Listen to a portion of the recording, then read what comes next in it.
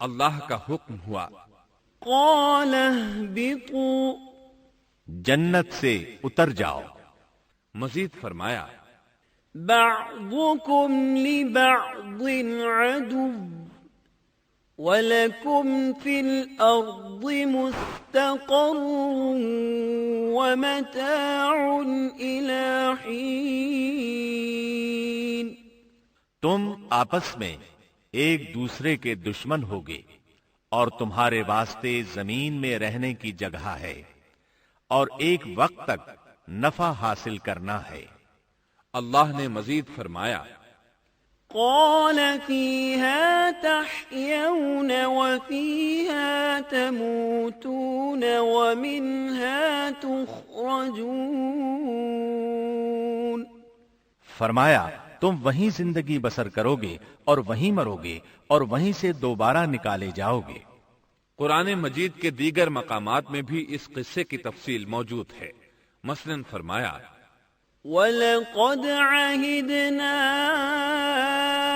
إِلَىٰ آدَمَ مِن قَبْلُ فَنَسِيَ وَلَمْ نَجِدْ لَهُ عَزْمًا۔ اور اس سے قبل ہم نے آدم سے ایک عہد لیا تھا مگر وہ بھول گئے اور ہم نے ان میں کوئی عزم نہیں پایا۔ اللہ تعالیٰ فرماتے ہیں، وَإِذْ قُلْنَا لِلْمَلَائِكَةِ اسْجُدُوا لِآدَمَ فَسَجَدُوا إِلَّا إِبْلِيسَ أَبَى فَقُلْنَا يَا آدَمُ إِنَّ هَذَا عَدُوٌّ لَكَ وَلِزَوْجِكَ فَلَا يُخْرِجَنَّكُمَا مِنَ الْجَنَّةِ فَتَشْقَى إِنَّ لَكَ أَلَّا تَجُوعَ فِيهَا وَلَا تَعْرَى وَأَنَّكَ لَا تَظْمَأُ فِيهَا وَلَا تَضْحَى فوسوس إليه الشيطان قال يا آدم هل أدلك على شجرة الخلد وملك لا يبلى۔ اور جب ہم نے فرشتوں سے کہا آدم کو سجدہ کرو تو ابلیس کے سوا سب نے سجدہ کیا، اس نے صاف انکار کر دیا۔ تو ہم نے کہا اے آدم یہ تیرا اور تیری بیوی کا دشمن ہے، خیال رکھنا ایسا نہ ہو وہ تم دونوں کو جنت سے نکلوا دے اور تو مصیبت میں پڑ جائے۔ یہاں تو تجھے یہ آرام ہے کہ نہ تو بھوکا ہوتا ہے اور نہ ننگا، اور نہ تو یہاں پیاسا ہوتا ہے اور نہ دھوپ سے تکلیف اٹھاتا ہے۔ لیکن شیطان نے اسے وسوسے میں ڈال دیا، کہنے لگا میں آپ کو دائمی زندگی کے درخت اور وہ بادشاہت بتلاؤں جو کبھی پرانی نہ ہو۔ فَأَكَلَا مِنْهَا فَبَدَتْ لَهُمَا سَوْآتُهُمَا وَطَفِقَا يَخْصِفَانِ عَلَيْهِمَا مِنْ وَرَقِ الْجَنَّةِ وَعَصَى آدَمُ رَبَّهُ فَغَوَى ثُمَّ اجْتَبَاهُ رَبُّهُ فَتَابَ عَلَيْهِ وَهَدَى۔ قال اهبطا منها جميعا بعضكم لبعض عدو فإما يأتينكم مني هدى فمن اتبع هداي فلا يضل ولا يشقى ومن أعرض عن ذكري فإن له معيشة ضنكا ونحشره يوم القيامة أعمى۔ چنانچہ ان دونوں نے اس درخت سے کھایا، پس ان کے ستر کھل گئے اور وہ بہشت کے پتے اپنے اوپر چپکانے لگے۔ آدم نے اپنے رب کی نافرمانی کی، پس بہک گیا۔ پھر اس کے رب نے نوازا، اس کی طرف توجہ فرمائی اور اس کی رہنمائی کی۔ حکم ہوا تم دونوں یہاں سے اتر جاؤ، تم آپس میں ایک دوسرے کے دشمن ہو۔ اب تمہارے پاس جب کبھی میری طرف سے ہدایت پہنچے تو جو میری ہدایت کی پیروی کرے نہ تو وہ بہکے گا نہ تکلیف میں پڑے گا، ہاں جو میری یاد سے روگردانی کرے گا اس کی زندگی تنگی میں رہے گی اور بروز قیامت ہم اسے اندھا کر کے اٹھائیں گے۔ آدم علیہ السلام زمین پر اترے اور اپنے رب سے توبہ کے کلمات سیکھ لیے۔ وہ کلمات یہ ہیں: ربنا ظلمنا انفسنا وان لم تغفر لنا وترحمنا لنكونن من الخاسرین۔ اے ہمارے رب، ہم نے اپنا نقصان کیا، اور اگر تو نے ہم پر مغفرت و رحمت نہ فرمائی تو ہم خسارہ اٹھانے والوں میں سے ہو جائیں گے۔ آدم علیہ السلام زمین پر اترے اور ان کے ساتھ حوا علیہ السلام بھی اتری، اور ان کے ساتھ ہی ابلیس کو بھی اتارا گیا۔ یہ کس جگہ پر اترے اس بارے میں اختلاف پایا جاتا ہے، لیکن ابن عباس رضی اللہ عنہ کی بات راجح محسوس ہوتی ہے کہ آدم علیہ السلام کو ہند میں اور حوا علیہ السلام کو جدے میں اتارا گیا۔ جب آدم علیہ السلام اتر آئے تو حوا علیہ السلام کی تلاش شروع کر دی، زمین میں ان کی تلاش میں سرگرداں ہوئے۔ آخر کار میدان عرفات میں دونوں کی ملاقات ہو گئی۔ چونکہ میدان عرفات میں دونوں نے ایک دوسرے کی معرفت حاصل کی تھی اور ان کا آپس میں تعارف ہوا تھا، لہٰذا اسی مناسبت سے اس میدان کا نام عرفات مشہور ہو گیا۔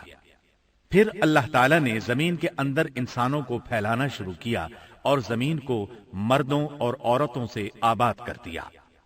امام طبری رحمت اللہ علیہ بیان کرتے ہیں کہ حوا علیہ السلام نے آدم علیہ السلام کے لیے 20 ولادتوں میں 40 بچوں کو جنم دیا۔ ہر بار 2 بچوں کو جنم دیتی تھی، ایک لڑکا ہوتا ایک لڑکی۔ سب سے پہلا جوڑا قابیل اور اس کی بہن قمیم کا تھا۔ پھر انسانوں کی افزائش شروع ہوئی، آبادی میں اضافہ ہونے لگا۔ اللہ نے آدم علیہ السلام ہی کو ان کا نبی متعین کر دیا۔ وہ انہیں دین سکھاتے رہے۔ اس وقت تمام لوگ موحد تھے، خالص توحید کو اپنانے والے تھے، یعنی کان الناس امۃ واحدہ، تمام لوگ ایک ہی امت کے تھے، ان میں شرک کا شائبہ بھی نہ تھا۔ ابن جریر اور ابن کثیر رحمہم اللہ نے ابو موسیٰ اشعری رضی اللہ عنہ کی روایت بیان کی ہے، اللہ نے جب آدم علیہ السلام کو جنت سے زمین پر اتارا تو انہیں ہر چیز کی کاریگری اور صنعت کا علم تھا۔ جب وہ اترے تو عالم بھی تھے، لباس میں ملبوس بھی تھے، کام کاج کے تمام طریقوں سے باخبر بھی تھے، لوہے، آگ، لکڑی اور کپڑے کے استعمال سے بھی بخوبی واقف تھے۔ ہمارے برعکس وہ ان کاموں کو اپنی ابتدا ہی سے جان چکے تھے، کیونکہ ہم سب لوگوں کا حال یہ ہے کہ جب تک سکھایا نہ جائے ہمیں کچھ نہیں آتا۔ آج کے دور میں بعض افریقی قبائل کے افراد وحشیانہ اور غیر مہذب زندگی گزارتے ہیں۔ علماء کا کہنا ہے کہ یہ لوگ زمین پر رہنے والوں میں سے گمراہ ترین انسان ہیں۔ انہوں نے بہترین زندگی ضائع کر دی اور گھٹیا زندگی کو پسند کیا۔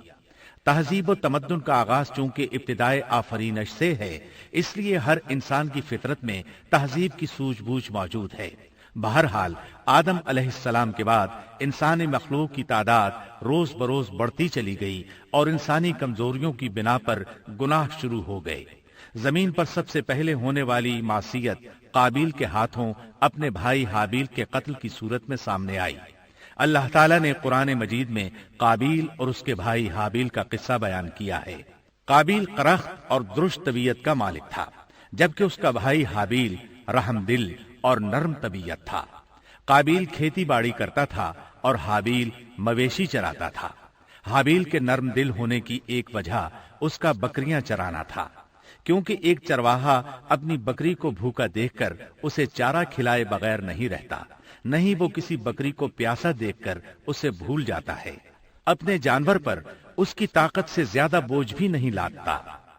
بنی نوع انسان کی تعداد میں اضافے کے لیے اس وقت ایسا قانون تھا جو اب حرام ہے، اور وہ ہے بہن کے ساتھ نکاح۔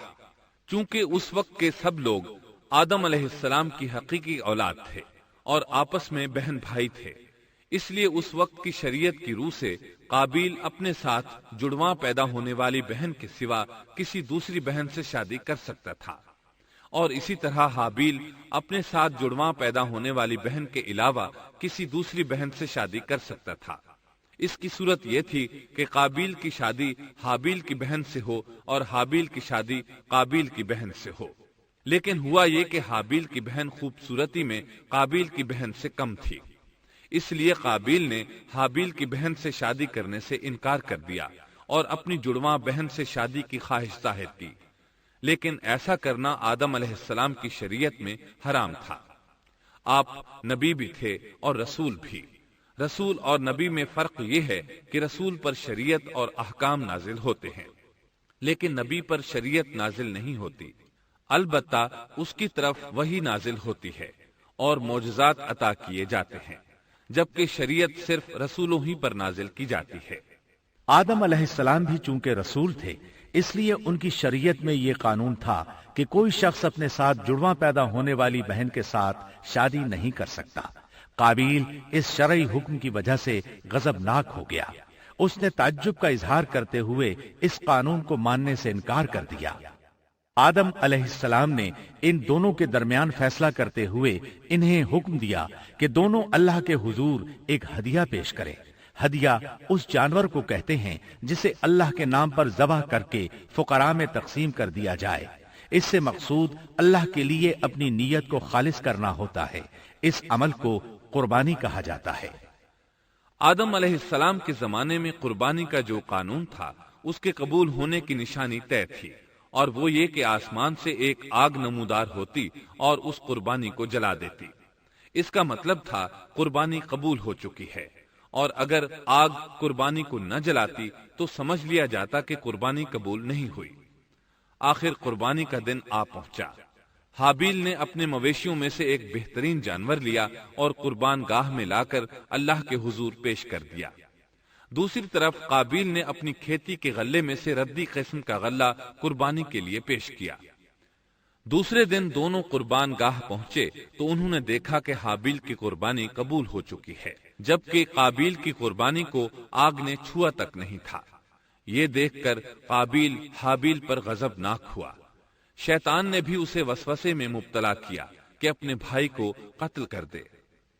اس نے اپنے بھائی حابیل کو جان سے مار ڈالنے کا پختہ ارادہ کر لیا۔ اس وقت تک روئے زمین پر کوئی انسان قتل نہیں ہوا تھا۔ انسانی تاریخ میں یہ پہلا قتل ہے جس کا ارتکاب قابیل نے کیا۔ وہ اپنے بھائی حابیل کے پاس گیا اور اس سے بولا، میں تجھے قتل کر دوں گا۔ جواب میں حابیل نے کہا، اگر تو مجھے قتل کرنے کی کوشش کرے گا تو میں اپنے دفاع میں ہاتھ نہیں اٹھاؤں گا، اس لیے کہ میں چاہتا ہوں تو اپنے دیگر گناہوں کے ساتھ میرے قتل کا گناہ بھی اٹھا لے، تیرے گناہ زیادہ ہو جائیں۔ چنانچہ ایک تاریک رات میں حابیل سویا ہوا تھا کہ قابیل ایک بڑا سا پتھر اٹھا کر اس کے پاس آیا۔ اس نے وہ پتھر اپنے بھائی کے سر پر دے مارا۔ اس طرح اس نے حابیل کو قتل کر دیا، روئے زمین پر قتل کی ابتدا کر دی، زمین کو پہلے خون سے رنگ دیا۔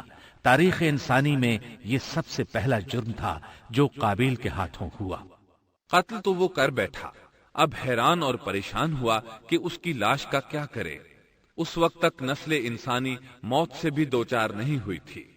آدم علیہ السلام کی اولاد میں سے اس وقت تک کوئی فوت نہیں ہوا تھا، اس لیے قابیل کو معلوم نہیں تھا کہ مردے کے ساتھ کیا کیا جائے۔ اسی کشمکش کے عالم میں اس نے بھائی کی لاش کو کمر پر اٹھا لیا اور چل پڑا۔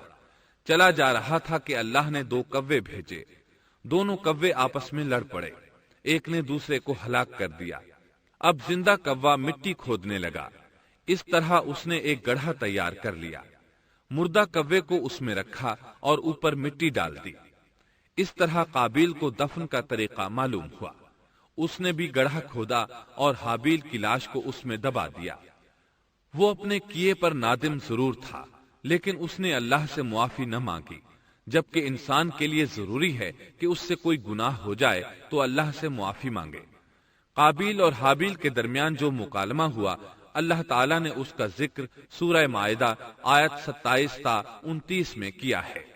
اللہ فرماتے ہیں، وَاتْلُ عَلَيْهِمْ نَبَأَ ابْنَيْ آدَمَ بِالْحَقِّ إِذْ قَرَّبَا قُرْبَانًا فَتُقُبِّلَ مِنْ أَحَدِهِمَا وَلَمْ يُتَقَبَّلْ مِنَ الْآخَرِ قَالَ لَأَقْتُلَنَّكَ قال انما يتقبل الله من المتقين۔ لئن بسطت إلي يدك لتقتلني ما أنا بباسط يدي إليك لأقتلك إني أخاف الله رب العالمين إني أريد أن تبوء بإثمي وإثمك فتكون من أصحاب النار وذلك جزاء الظالمين۔ آدم علیہ السلام کے دونوں بیٹوں کا کھرا کھرا حال بھی انہیں سنا دو۔ ان دونوں نے ایک نذرانہ پیش کیا، ان میں سے ایک کی نذر تو قبول ہو گئی اور دوسرے کی قبول نہ ہوئی، تو وہ کہنے لگا میں تجھے مار ہی ڈالوں گا۔ اس نے کہا اللہ تقوی والوں ہی کا عمل قبول کرتا ہے، گو تو میرے قتل کے لیے دسترازی کرے لیکن میں تیرے قتل کے لیے ہرگز اپنا ہاتھ نہیں بڑھاؤں گا۔ میں تو اللہ تعالی پروردگار عالم سے خوف کھاتا ہوں، میں تو چاہتا ہوں کہ تو میرا گناہ اور اپنا گناہ اپنے سر پر رکھ لے اور دوزخیوں میں شامل ہو جائے، ظالموں کا یہی بدلہ ہے۔ اس کا مطلب یہ تھا کہ تیرے اور گناہوں کے ساتھ میرے قتل کا گناہ بھی تیرے ذمہ لگے اور تو ظالموں میں سے ہو جائے۔ حابیل کے قتل کے بعد قابیل پر جو گزری اس کا ذکر اللہ نے سورہ مائدہ آیت 30 اور 31 میں کیا ہے۔ فطوعت له نفسه قتل أخيه فقتله فأصبح من الخاسرين فبعث الله غرابا يبحث في الأرض ليريه كيف يواري سوءة أخيه قال يا ويلتى أعجزت أن أكون مثل هذا الغراب فأواري سوءة أخي فأصبح من النادمين۔ پس اسے اس کے نفس نے اپنے بھائی کے قتل پر آمادہ کر دیا اور اس نے اسے قتل کر ڈالا، اس سے وہ نقصان والوں میں سے ہو گیا۔ پھر اللہ تعالیٰ نے ایک کوے کو بھیجا جو زمین کھود رہا تھا تاکہ اسے دکھائے کہ وہ کس طرح اپنے بھائی کی ناش کو چھپا سکتا ہے۔ وہ کہنے لگا ہائے افسوس، کیا میں ایسا کرنے سے بھی گیا گزرا ہو گیا کہ اس کوے کی طرح اپنے بھائی کی لاش کو دفنا دیتا، پھر تو بڑا ہی پشیمان اور شرمندہ ہوا۔ امام احمد، ترمذی اور ابو داود نے سیدنا سعد بن ابی وقاص رضی اللہ عنہ سے روایت کی ہے کہ انہوں نے سیدنا عثمان رضی اللہ عنہ کی شہادت کے فتنے کے وقت فرمایا میں گواہی دیتا ہوں کہ رسول اکرم صلی اللہ علیہ وسلم نے فرمایا تھا ایک بہت بڑا فتنہ رونما ہوگا، اس میں بیٹھنے والا کھڑے ہونے والے سے بہتر ہوگا اور کھڑا ہونے والا چلنے والے سے بہتر ہوگا اور چلنے والا دوڑنے والے سے بہتر ہوگا۔ کسی نے کہا اگر کوئی میرے گھر میں داخل ہو کر میری طرف ہاتھ بڑھائے تاکہ وہ مجھے قتل کر دے تو آپ صلی اللہ علیہ وسلم نے فرمایا تو آدم علیہ السلام کے بیٹے کی طرح قتل ہو جا، یعنی اس فتنے میں قتل ہو جانا، حابیل کی سنت پر عمل کرتے ہوئے خود ہاتھ نہ اٹھانا، قاتل کہلانے کی بجائے مقتول ہونے کو پسند کرنا۔ اسی طرح مسند احمد کی ایک روایت میں ہے رسول اللہ صلی اللہ علیہ وسلم نے فرمایا دنیا میں جب بھی کوئی ظلم سے قتل ہوتا ہے تو اس کا گناہ آدم علیہ السلام کے پہلے بیٹے قابیل کی گردن پر ضرور ہوتا ہے، اس لیے کہ وہ پہلا شخص ہے جس نے ظالمانہ قتل کی ابتدا کی اور یہ ناپاک طریقہ جاری کیا۔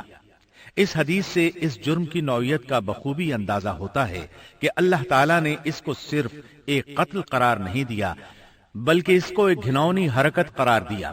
قیامت تک آنے والے لوگ جو اس گناہ کے مرتکب ہوں گے ان کا کچھ گناہ قابیل کے حساب میں ڈالا جائے گا۔ حابیل کو قتل کرنے کے بعد قابیل نے اپنی بیوی کو ساتھ لیا اور دور دراز نرم زمین کے پاس جا کر رہائش پذیر ہو گیا اور آدم علیہ السلام کے سامنے تک نہ ہوا۔ آدم علیہ السلام پہاڑوں کے قریب ایک بستی میں رہ رہے تھے، یہ ان سے بہت دور جا بسا تھا۔ اس طرح قابیل کا آدم علیہ السلام سے رابطہ بالکل ختم ہو گیا اور اس سے ایک نئی نسل کی ابتدا ہوئی۔ فحاشی اور اریانی کو ان کے ہاں عروج حاصل تھا۔ عبادت یہ لوگ اگرچہ اللہ ہی کی کرتے تھے، لیکن آدم علیہ السلام کی شریعت کے خلاف بے حیائی کے دل دادا تھے۔ تقوی کی قلت، احکام الہی کی نافرمانی اور فحاشی کا فروغ ان کے شب و روز کا معمول تھا۔ اس کے بعد لوگ دو گروہوں میں تقسیم ہو گئے۔ شریر اور برے لوگ قابیل کے ساتھ مل گئے اور آدم علیہ السلام کے دیگر بیٹے اور نیک لوگ آدم علیہ السلام کے ساتھ مل گئے۔ آدم علیہ السلام 960 سال زندہ رہے۔ ان کی کل عمر تو 1000 سال تھی، لیکن 40 سال کم کر دی گئی۔ سیدنا ابو ہریرہ رضی اللہ عنہ بیان کرتے ہیں کہ رسول اللہ صلی اللہ علیہ وسلم نے فرمایا، جب اللہ نے آدم علیہ السلام کو پیدا فرمایا تو ان کی پیٹھ پر ہاتھ پھیرا۔ اس طرح قیامت تک جتنے انسان پیدا ہونے والے تھے ان کی روحیں وجود میں آ گئیں۔ پھر ہر انسان کی آنکھوں کے درمیان ایک نور رکھ کر آدم علیہ السلام کے سامنے پیش کیا۔ انہوں نے پوچھا، یا اللہ یہ کون ہے؟ اللہ نے فرمایا، یہ تیری اولاد ہے۔ ان میں سے ایک کی پیشانی کی چمک آدم علیہ السلام کو بہت اچھی لگی۔ انہوں نے پوچھا، یا اللہ یہ کون ہے؟ جواب ملا، یہ تیری اولاد میں سے بہت دور جا کر ہیں، ان کا نام داؤد ہے۔ پوچھا، ان کی عمر کتنی ہے؟ فرمایا 60 سال۔ آدم علیہ السلام کہنے لگے، یا اللہ 40 سال میری عمر میں سے ان کی عمر میں شامل کر دے۔ اس سلسلے میں دوسری روایت یوں آئی ہے، جب آدم علیہ السلام کی روح قبض کرنے کے لیے فرشتہ آیا تو وہ کہنے لگے، میری عمر میں تو ابھی 40 سال باقی ہیں۔ اس وقت ان کی عمر 960 سال تھی۔ انبیاء اپنی عمر سے واقف ہوتے ہیں۔ فرشتے نے کہا، کیا آپ کو یاد نہیں آپ نے اپنی عمر کے 40 سال اپنی اولاد داؤد کو ہبہ کر دیے تھے؟ رسول اللہ صلی اللہ علیہ وسلم نے فرمایا، چونکہ آدم علیہ السلام نے انکار کیا تو ان کی اولاد بھی انکار کی عادی ہے۔ آدم علیہ السلام خود بھول گئے، ان کی اولاد بھی بھولتی ہے۔ آدم علیہ السلام نے خطا کی، ان کی اولاد بھی خطا کرتی ہے۔ حابیل کے قتل کے بعد اللہ تعالیٰ نے آدم اور حوا علیہم السلام کو اس کا نعم البدل عطا کیا۔ اس کا نام انہوں نے شیس رکھا۔ شیس کا مطلب ہے اللہ کا دیا ہوا تحفہ۔ حابیل کے قتل پر آدم اور حوا علیہم السلام دونوں بہت غمگین ہوئے، اس لیے اللہ نے بدلے میں انہیں شیس علیہ السلام عطا فرمائے۔ سیدنا ابو ذر غفاری رضی اللہ عنہ سے مروی ایک صحیح حدیث میں ہے کہ رسول اللہ صلی اللہ علیہ وسلم نے فرمایا، اللہ تعالیٰ نے 104 صحیفے نازل فرمائے، ان میں سے 50 صحیفے شیس علیہ السلام پر نازل ہوئے۔ ان صحیفوں میں ایسے قوانین، اصول اور ضابطے تھے جن سے انسانیت کی زندگی منظم ہوتی ہے۔ شیس علیہ السلام نے آدم علیہ السلام سے علم حاصل کیا، لیکن آدم علیہ السلام کا تمام علم وہ حاصل نہ کر سکے، اس لیے کہ آدم علیہ السلام نے بالمشافہہ اللہ تعالیٰ سے علم حاصل کیا تھا اور بہت سی اشیاء کا علم اللہ تعالیٰ نے انہیں سکھا دیا تھا، اس لیے وہ تمام علماء سے بڑھ کر عالم تھے۔ شیس علیہ السلام نے آدم علیہ السلام سے علوم سیکھ کر لوگوں کو سکھائے۔ لوگوں نے ان سے مختلف علوم، فنون اور پیشے سیکھے۔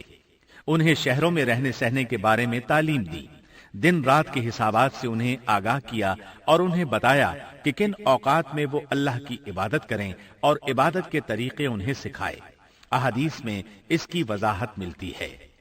امام احمد رحمت اللہ علیہ بیان کرتے ہیں کہ ابو زمعہ سعدی کہتے ہیں کہ انہوں نے مدینے میں ایک شیخ کو لوگوں سے کلام کرتے دیکھا تو ان کے متعلق پوچھا، یہ کون شخص ہے؟ لوگوں نے بتایا کہ یہ ابی بن کعب رضی اللہ عنہ ہیں، بڑے صحابہ میں ان کا شمار ہوتا ہے، تمام مسلمانوں سے بڑھ کر قرآن اور اس کی تفسیر کے عالم ہیں۔ ابو زمعہ فرماتے ہیں کہ ابی بن کعب رضی اللہ عنہ اس وقت یہ واقعہ بیان کر رہے تھے کہ جب آدم علیہ السلام کی وفات کا وقت قریب آیا تو انہوں نے اپنے بیٹوں سے فرمایا، میرا جنت کے پھل کھانے کو جی چاہتا ہے۔ جنت کے پھل دنیاوی پھلوں جیسے ہی ہوتے ہیں، سیب، انار، انگور، یہ سب جنت میں موجود تھے۔ جنت کے اور دنیا کے پھلوں میں فرق یہ ہے کہ دنیاوی پھل بدبودار ہو جاتے ہیں، جبکہ جنتی پھل کبھی بدبودار نہیں ہوتے۔ اسی طرح دنیاوی پھلوں کا ذائقہ عارضی ہوتا ہے، جبکہ جنتی پھلوں کا ذائقہ ہمیشہ برقرار رہتا ہے۔ اس لیے آدم علیہ السلام نے چاہا کہ وہ جنت کے پھل کھائیں، چنانچہ ان کے بیٹے تلاش میں نکل گئے۔ انہوں نے اپنے ساتھ کلہاڑے، کدالیں اور ٹوکریاں لے لی۔ راستے میں انہیں فرشتے ملے۔ ان کے پاس آدم علیہ السلام کا کفن اور خوشبو وغیرہ تھی۔ انہوں نے پوچھا، آدم کے بیٹو، کس چیز کی تلاش میں ہو؟ کہاں جا رہے ہو؟ انہوں نے جواب میں کہا، ہمارے والد مریض ہیں، انہیں جنت کے پھلوں کی خواہش ہے۔ فرشتے ان کے سامنے انسانی شکل میں آئے تھے۔ ان کی بات سن کر بولے، واپس جاؤ، تمہارے والد فوت ہونے کے قریب ہیں، اب ان میں اتنی طاقت نہیں رہی کہ پھل کھا سکیں۔ جب فرشتے آدم علیہ السلام کی روح قبض کرنے کے لیے آئے تو حوا علیہ السلام نے انہیں پہچان لیا۔ وہ بلند آواز سے آدم علیہ السلام کو پکارنے لگی، ان کے ساتھ چمڑ گئیں۔ آدم علیہ السلام بولے، مجھ سے الگ ہو جاؤ، پہلے بھی مجھے تمہاری وجہ سے مصیبت پہنچی تھی، میرے اور میرے رب کے فرشتوں کے درمیان سے ہٹ جاؤ۔ پھر فرشتوں نے آدم علیہ السلام کی روح قبض کی، انہیں غسل دیا، کفن پہنایا، خوشبو لگائی، آپ کی قبر کھودی۔ پھر انہوں نے آدم علیہ السلام کی نماز جنازہ ادا کی۔ اس کے بعد انہیں قبر میں اتارا، پھر اوپر مٹی ڈال دی اور بولے، آدم کے بیٹو، تمہارے لیے یہی طریقہ ہے۔ اس وقت تک لوگ کفن دفن کے احکامات سے واقف نہیں تھے۔ انہیں علم نہ تھا کہ قابیل نے اپنے بھائی کو کیسے دفن کیا تھا، اس لیے فرشتوں کو بھیجا گیا تاکہ تدفین کا طریقہ بتا دیں۔ تو اس طرح انسان کو دفن کرنے کا طریقہ معلوم ہوا جو فرشتے لے کر آئے تھے۔ آدم علیہ السلام نے اپنی 960 سال کی مکمل زندگی میں سوائے اس درخت کا پھل کھانے کے اور کوئی خطا نہیں کی۔ یہ تھا ہمارے باپ سیدنا آدم علیہ السلام کا اسوہ اور سیرت طیبہ کا حال۔ آپ کی وفات کے 1 سال بعد حوا علیہ السلام بھی وفات پا گئیں۔ آدم علیہ السلام کی وفات کے بعد ان کے بیٹے شیس علیہ السلام نے ان کی ذمہ داریاں سنبھال لی۔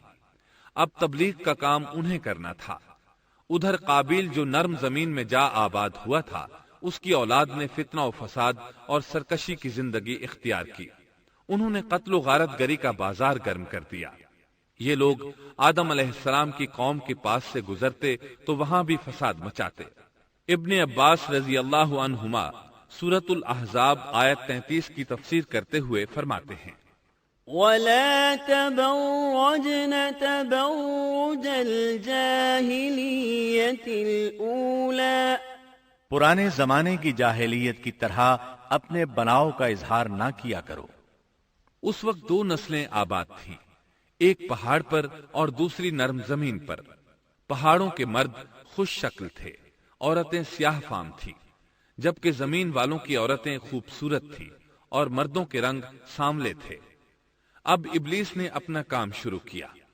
وہ انسانی شکل میں نرم زمین والوں کے پاس آیا اور ایک شخص کا غلام بن کر رہنے لگا۔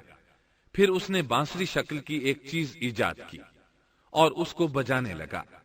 لوگ اس آواز پر لٹو ہو گئے، اس کے گرد بھیڑ لگا کر سننے لگے۔ پھر ایک دن میلے کا مقرر ہو گیا، اس میں 1000 مرد اور عورتیں جمع ہونے لگے۔ اتفاق سے وہاں ایک دن ایک پہاڑی آدمی بھی آ گیا۔ اس نے میدانی عورتوں کے حسن و جمال کو دیکھا۔ اس نے اپنے قبیلے والوں سے ان کے حسن و جمال کا ذکر کیا۔ اب وہاں کے لوگ کثرت سے میدانی علاقے میں آنے لگے۔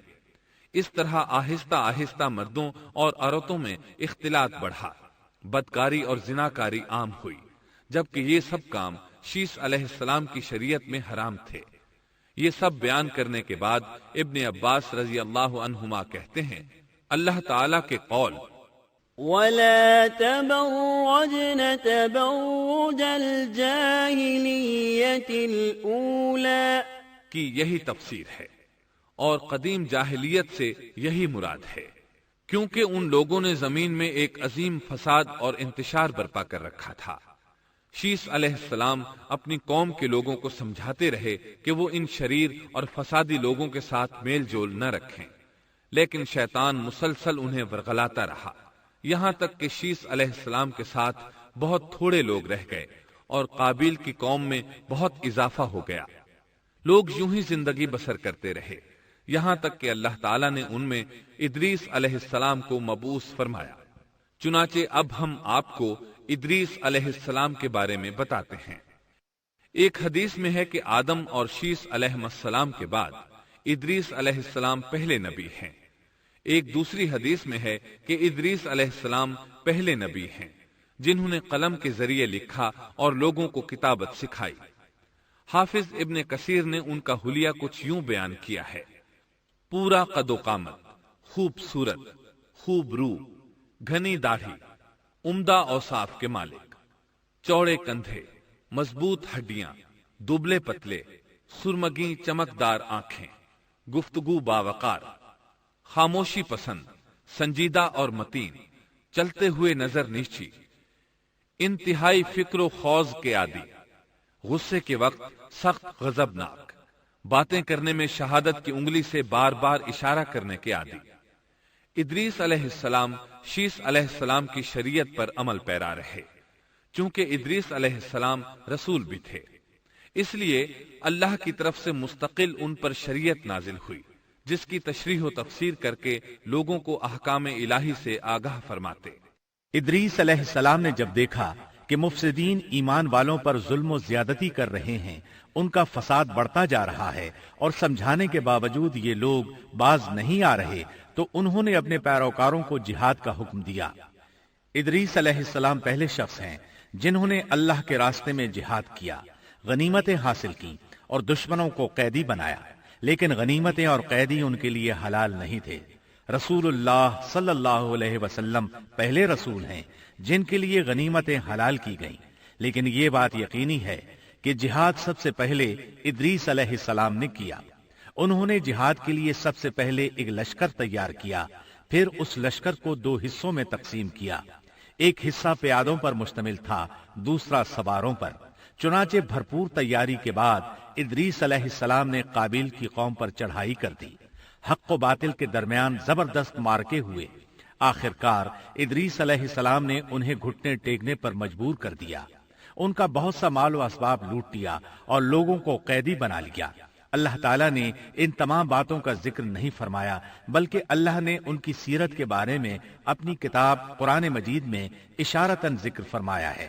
مثلاً سورہ مریم آیات 56 اور 57 میں ارشاد ہوتا ہے: واذكر في الكتاب إدريس إنه كان صديقا نبيا ورفعناه مكانا عليا۔ اور اس کتاب میں ادریس کا بھی ذکر کر، وہ بھی نیک کردار نبی تھے، ہم نے انہیں بلند مقام پر اٹھایا۔ ان کے بلند مرتبے کے بارے میں بخاری اور مسلم میں حدیث موجود ہے کہ نبی کریم صلی اللہ علیہ وسلم نے فرمایا، میں نے معراج کی رات 4تھے آسمان پر ادریس علیہ السلام سے ملاقات کی۔ وہ 4تھے آسمان پر بلند مقام پر فائز تھے۔ ابن جریر نے ایک روایت بیان کی ہے، وہ روایت اس بات کی وضاحت کرتی ہے کہ اللہ تعالیٰ کے ارشاد وَرَفَعْنَاهُ مَكَانًا عَلِيًّا سے کیا مراد ہے، اس کا کیا مفہوم ہے؟ ابن جریر کے علاوہ دیگر بڑے بڑے مفسرین اور مورخین نے بھی اس روایت کو ذکر کیا ہے، لیکن اس کی کوئی صحیح سند نہیں مل سکی۔ وہ روایت یہ ہے۔ ابن ابی حاتم وغیرہ نے اس روایت کو ہلال بن یسار سے بیان کیا ہے۔ وہ کہتے ہیں، میری موجودگی میں ابن عباس رضی اللہ عنہما نے کعب رحمت اللہ علیہ سے پوچھا، کعب، ادریس علیہ السلام کے متعلق اللہ تعالیٰ کے اس قول وَرَفَعْنَاهُ مَكَانًا عَلِيًّا ہم نے انہیں بلند مقام پر اٹھا لیا کا کیا مطلب ہے؟ تو کعب رحمت اللہ علیہ نے جواب دیا، اللہ تعالیٰ نے ادریس علیہ السلام پر ایک مرتبہ یہ وحی نازل فرمائی، اے ادریس، تمام اہل دنیا جس قدر روزانہ نیک عمل کریں گے ان سب کے برابر میں تجھے ہر دن اجر دوں گا۔